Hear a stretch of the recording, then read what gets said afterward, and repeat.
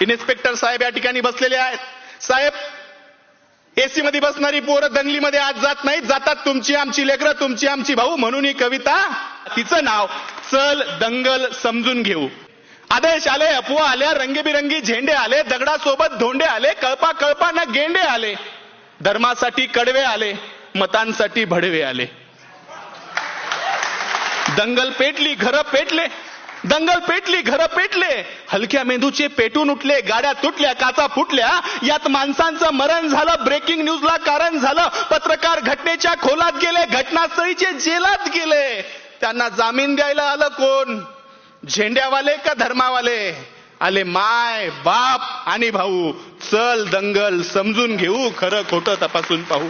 की हे जे काल झालं, हे जे काल झालं त्यात फक्त गरिबाचं हाल झालं. हे जे काल झालं त्यात फक्त गरिबाचं हाल झालं. पोलिसांना उडकली, त्यात सगळी पोरं अडकली. मग दाखल केस, दाखल शिक्षा, मग कशाची शाळा न कशाची परीक्षा. मग पोलीस स्टेशनात गाड्या आला, दंगल पेटवणारा भाड्या आला, त्यांची आपापसात मीटिंग झाली, आतल्या आत सेटिंग झाली, पैशानं कोंडी फुटली, पुढाऱ्यांची पोरं सुटली. असं सगळं घडतं दंगलीच्या भोवताल, असं सगळं घडतं दंगलीच्या भोवताल.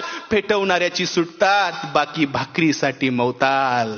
आता जेलात त्यांच्या ढोंगणावर रोज कच्चून दंडे पडतात. दादा हो, एकदा जाताना साहेबाला विचारा, कोलम कसा असतो, 3rd डिग्री कसा असतो. आता त्यांच्या ढुंगणावर जेलात रोज कच्चून दंडे पडतात. पेटवणाऱ्याची सुटली, बाकी सालोसाल सडतात. असं सगळं दंगलीमध्ये होत असतं भाऊ. चल दंगल समजून घेऊ, खरं खोटं तपासून पाहू.